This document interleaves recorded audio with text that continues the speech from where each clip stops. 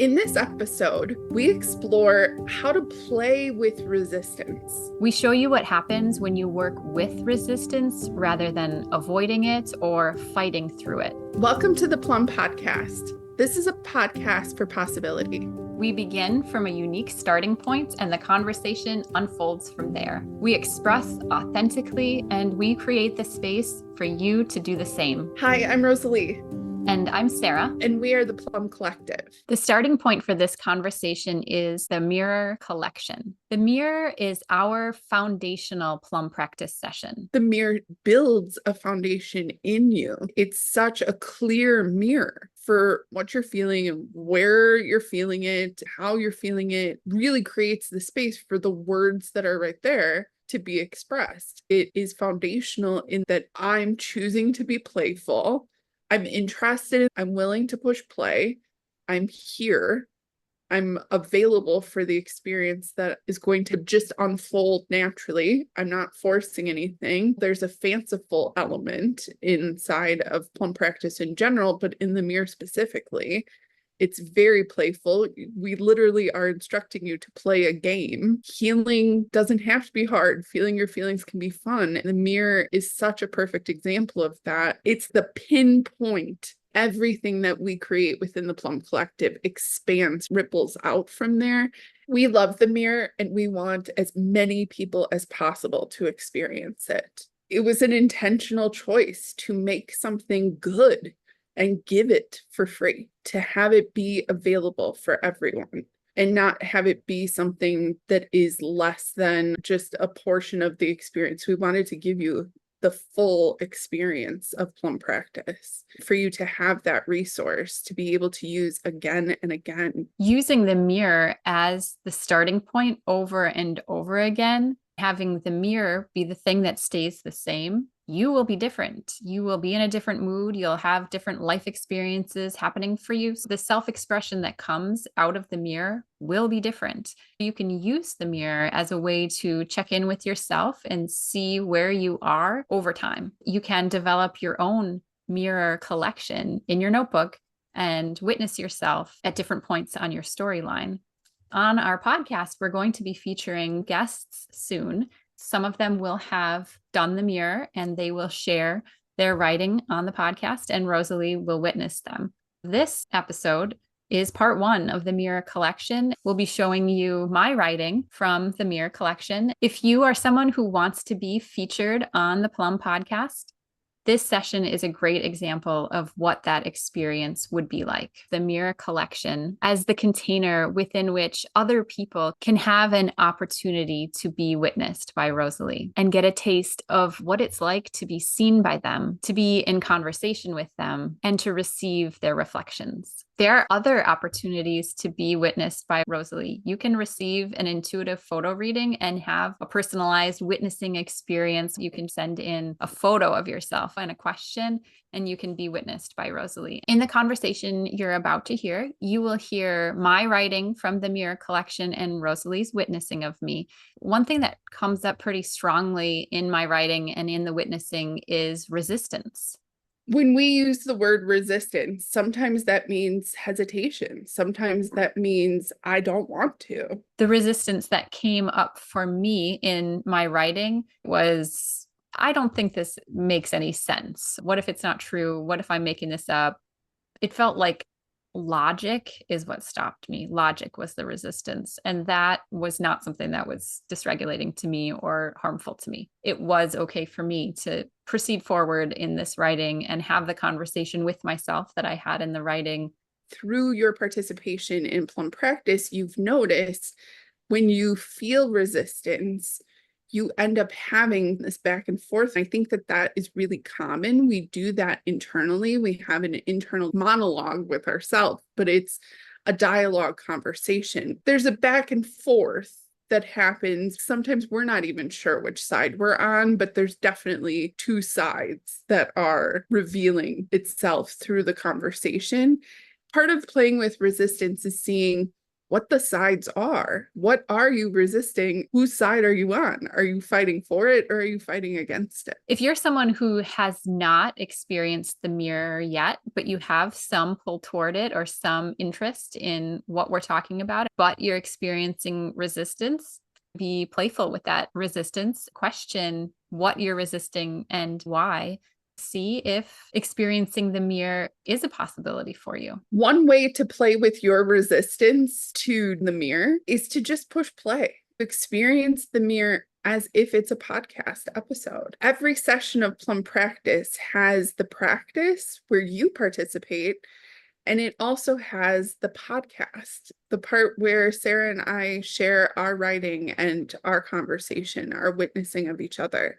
It's a similar framework that you're experiencing on the Plumb podcast. That was an intentional choice that we made because we understand resistance to healing, resistance to feeling, resistance to knowing yourself is something that exists. It's normal, it's understandable, to be expected, frankly. To be playful with this thing that we just know naturally occurs is an intentional way to play with resistance. You don't have to dig in deep with yourself. You can just listen to our words and our experience, and something will happen for you. Something will shift. Memories will come up. You'll feel something. You get to choose. You get full autonomy when it comes to Plumb Practice. You get to say how deep you go into the experience. You're in full command of what happens for you. There's nothing to be afraid of, and it's understandable if you are a little bit afraid of it. If you choose to listen to the practice and listen to the sensualization and experience it, know that you don't have to write. You don't have to express yourself. You can just experience it and skip the writing part and then listen to the conversation. If you do choose to explore the writing portion, if ever something comes up that just feels too heavy for you or something that you're not ready to go toward, you can just say no to that. Something else will come up. The practice is all about expressing the words that are right there. If you express the first sentence and another part of you says stop, listen to that. That is a little bit of what is happening in my writing in this session. I write a sentence and then the other part of me says, stop, we're not doing this. Instead of digging into what that sentence was bringing forward for me, I instead went into this conversation with myself. That also brought forward something very interesting, as would have going into the first sentence.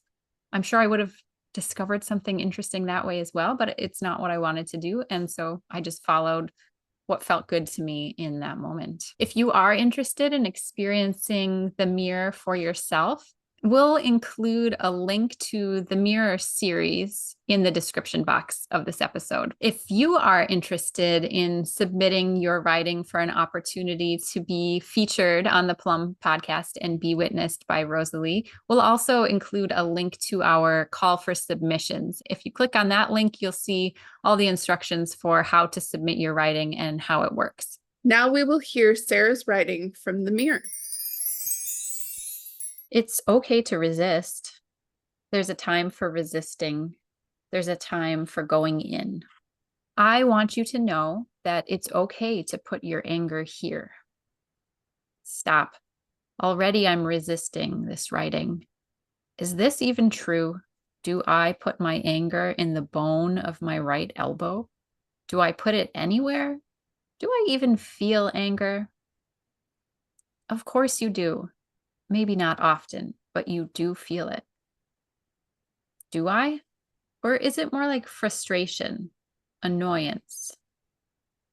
Sure, you feel those emotions more often, but you certainly do experience anger.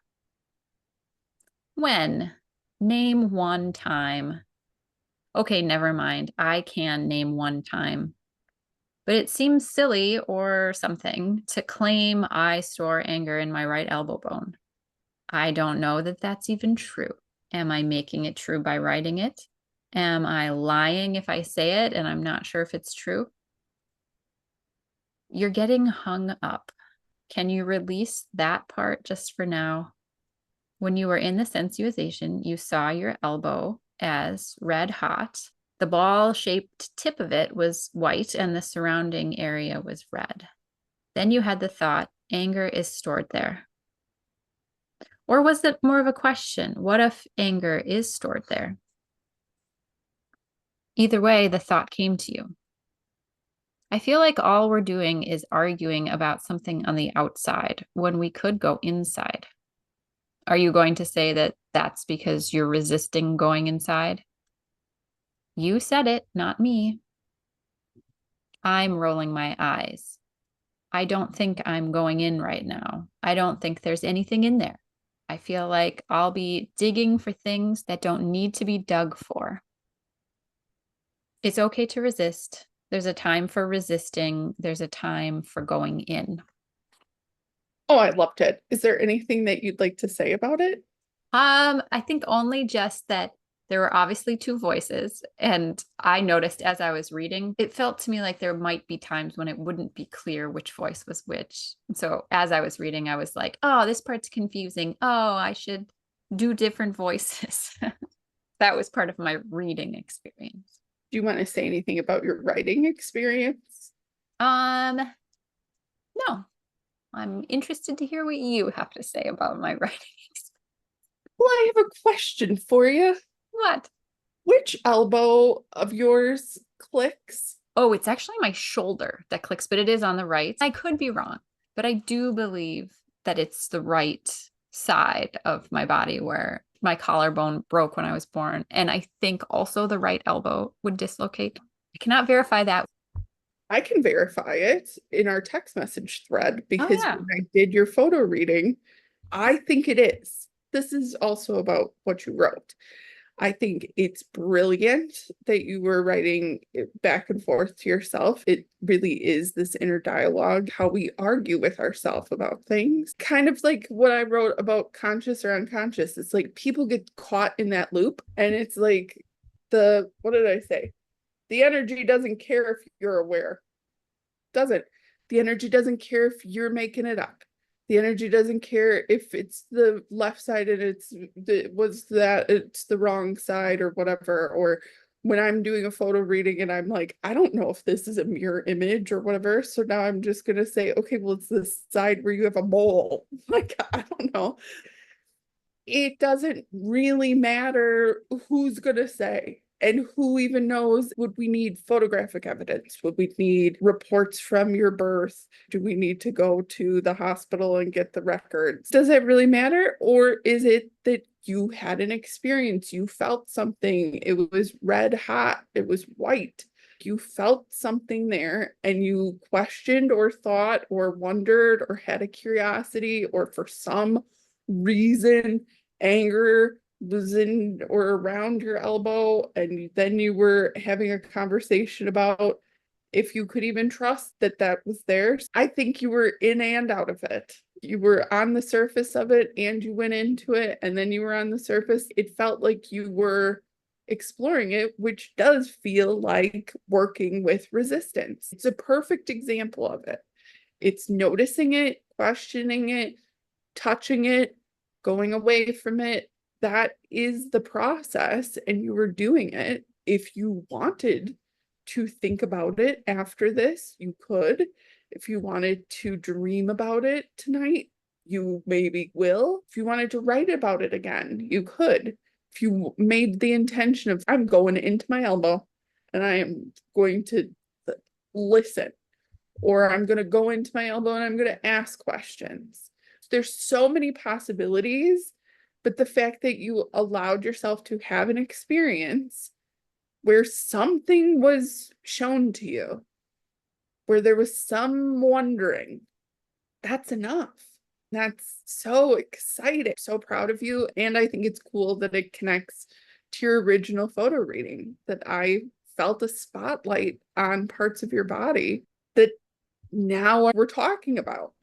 Sometimes things that come up in photo readings take a while to be the thing that is talked about or wondered about.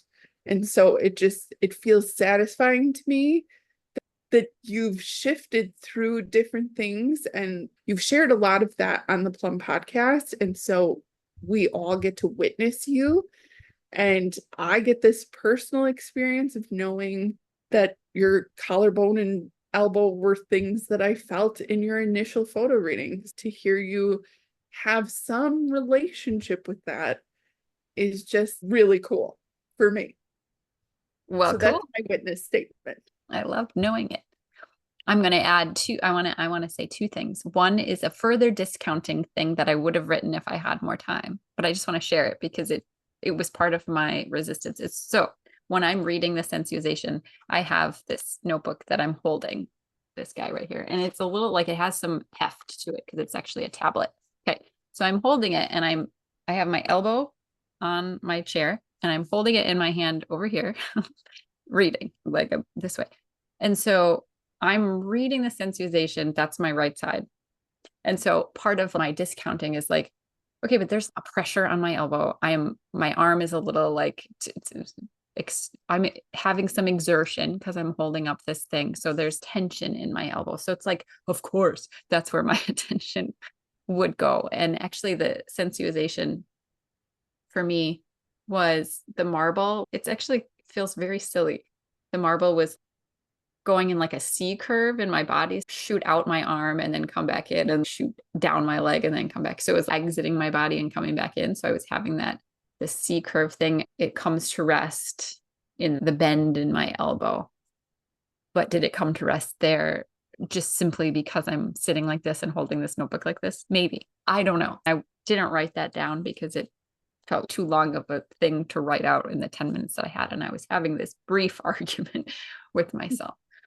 But then the other thing that I think is interesting and feels connected to your writing is that this is not the first time that I've written like this, where it's a conversation between myself. I don't know if it's been only one time or if it's come up more than that in Plumb Practice, but in my life, it is a way that I've written in the past. It's familiar to me. Usually that happens when I'm resisting something. It feels like I stop myself, just like I did right at the beginning where I said, stop. No, I'm not doing this. It seems interesting that for you, when something heavier or darker feeling, heavy feeling comes up is when you have this rhyming. And for me, it's at times when I'm resisting something, I go into this conversational piece.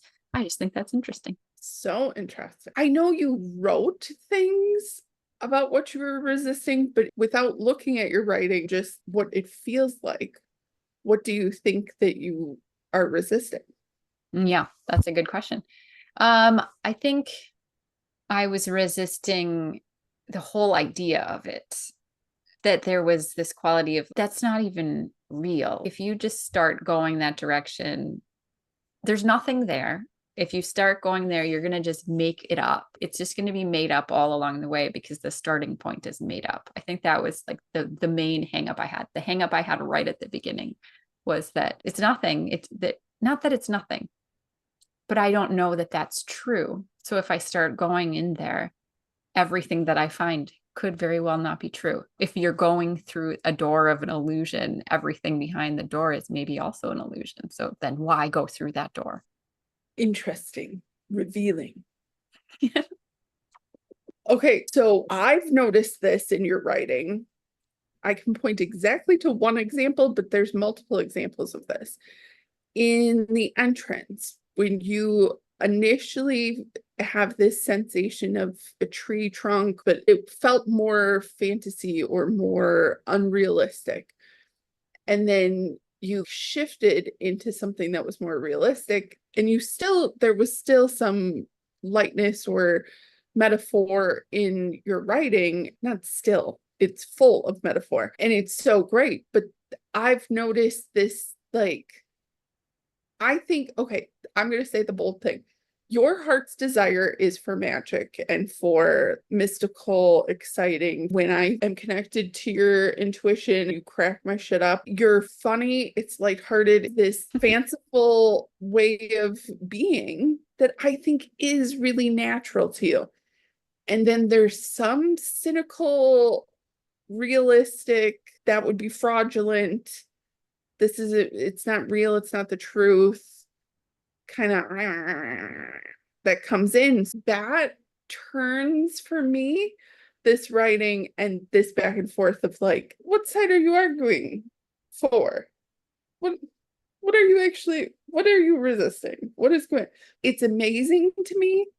This is why we did the mirror again. 10 minutes. Something that we've done before revealed in both of our writings something very core and important where we could explore. Both of our writings feel rich for exploration if we want it, if we're interested. In this, my current assessment of my writing, I would say, nah, not that interested. But it's rich. I feel it. I could. There's a lot of areas I could, and if I'm not that interested, okay, well, I wrote it and I like the writing, I like the experience. It shifted something, it moved something for me. I put something into words, I got some words out. That can be the end of it. But I'm really interested in your writing. I have tons of questions and things where I'm like, oh, what about this? And oh, what about that? Oh, that feels sparkly and this feels interesting. So I'm curious for you if you hear that, like, I don't know, the fight for the fanciful. Yeah. Yes. I mean, that is the thing when you asked me, what are you resisting? And I said it in whatever way that I said it. That's what I was saying. But I don't think I realized that that's what I was saying. But I think you're right. It is super interesting. And right as I finished, no, it was when after I read this writing back, I was like, we kind of, I think, intended this session to just be a standalone. And I was like, oh, if that's true, maybe we are going to do a part 2 of this one, but maybe we won't. We do not know. The verdict is out. You'll have to tune in next week to find out. It's anyone's guess. Right. I think that's cool. It's like, yeah, we were kind of loosely thinking that it would just be a one session and then we would start a new series. It also just makes me very grateful that we came into this series idea. If you are somebody who has gone through the Plumb Practice playlist and started at the beginning, we did not start out this way. And it did at points along the way kind of feel like, something's missing. There's something missing. What do you do with this writing when you're done with it? And then we figured it out. And so I like the experience of thinking, maybe we are going to make this a series. And that was such a good idea. Look at us. It really came from following the feeling. We were talking about doing a different sensitization today. And then I just was like, well, I want to do the mirror. Can we do the mirror? Because I want to do it. It shows our growth and our commitment to following the feeling and exploring the things that are interesting. And in the past, have thought that that was not professional or that you have to follow the story. Or like today, I posted this video about hall decorating.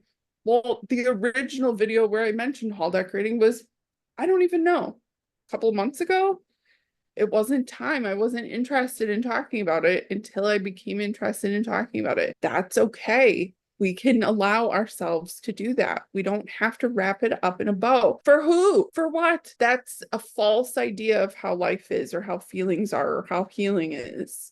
What's right there? What's interesting? What we're curious about? What is happening in our lives? Memories, little nudges and flashes of stuff. Our actual lived experience of life is disjointed, but we have this wackadoodle false idea that it's linear and well, we did this and then we did this and then we did this. It's like, that's not how it happened. It happened in this,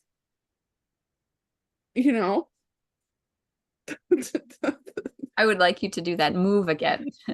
You're right. The word that I kept thinking when you were just talking was process. That's what we mean by process. Healing is a process. I feel like a circular thing of, the wheels are turning. We go back and we go forward and we revisit and have memories, and then we get slingshotted forward and we go back, and the going back is not bad. Is there anything else that you'd like to say about your writing?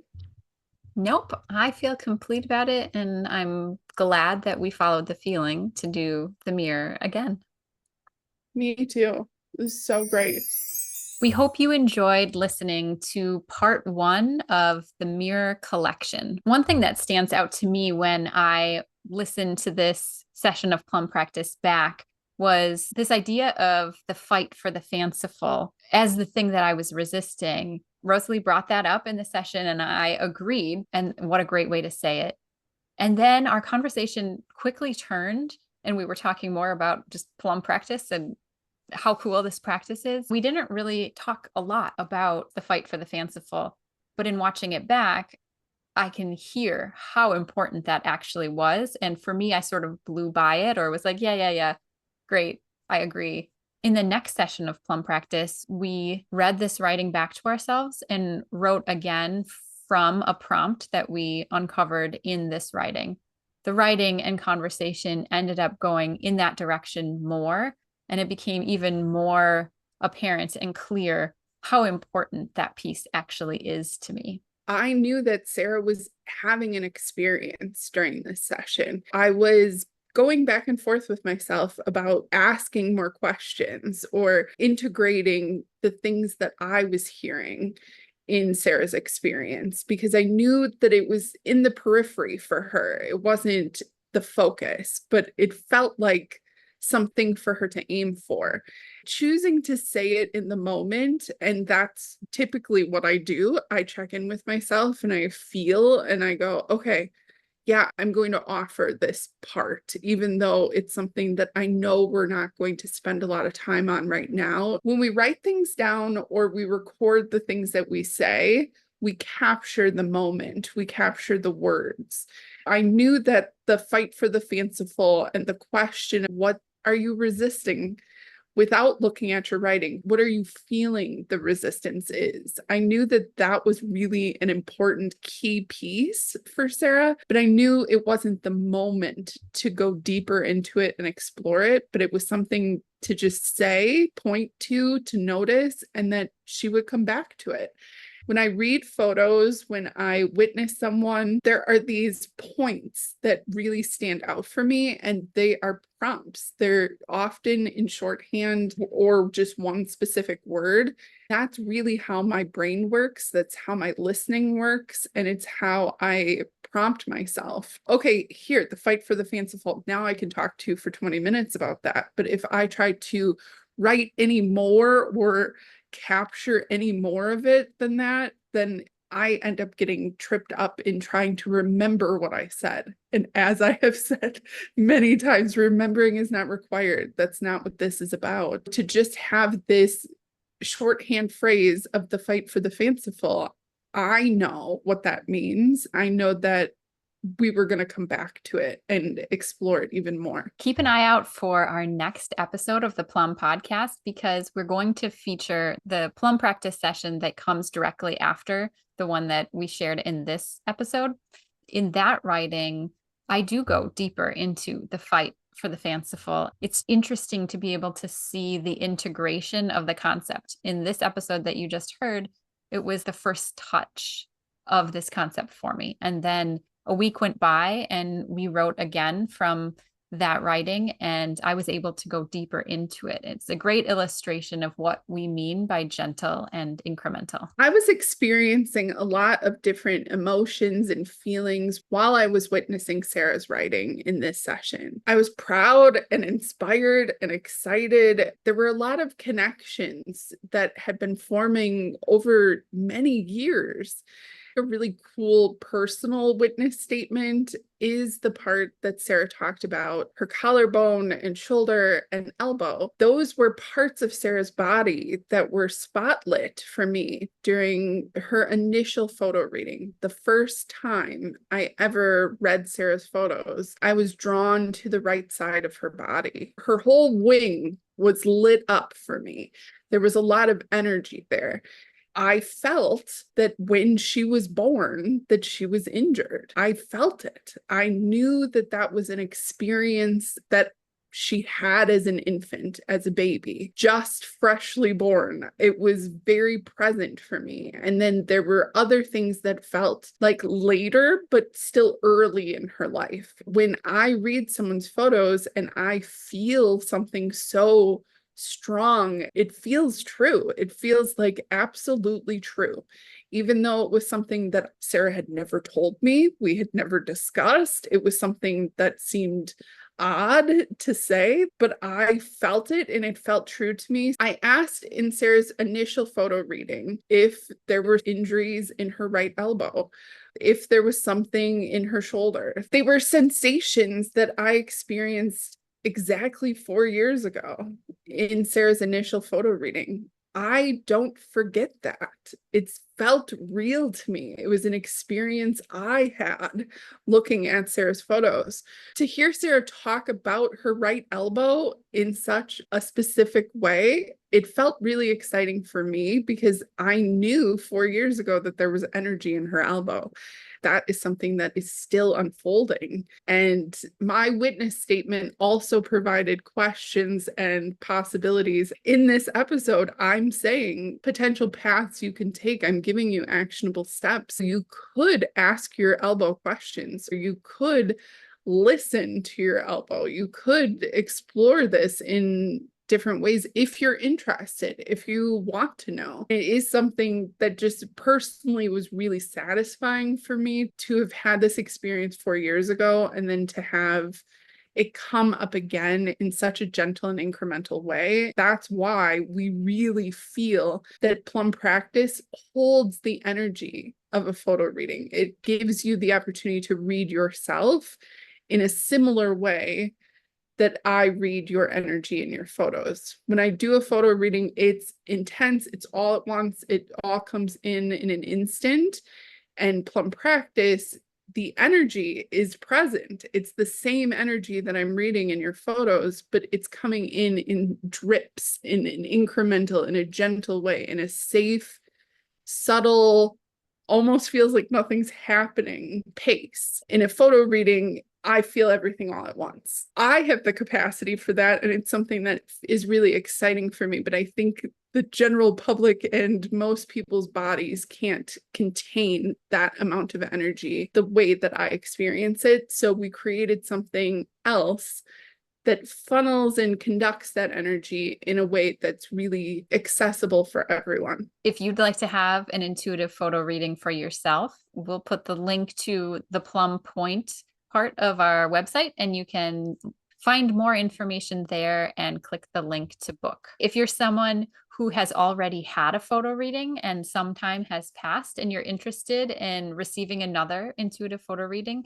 you can book another session and be witnessed again from where you are now. I'm someone who has had multiple photo readings, and I can't say enough how important they've been to me and how hopeful it's been to be witnessed at various points in time along my journey. Join us next week for a new conversation from a new starting point. The conversation will be different, but we will always express ourselves authentically and create the space for you to do the same.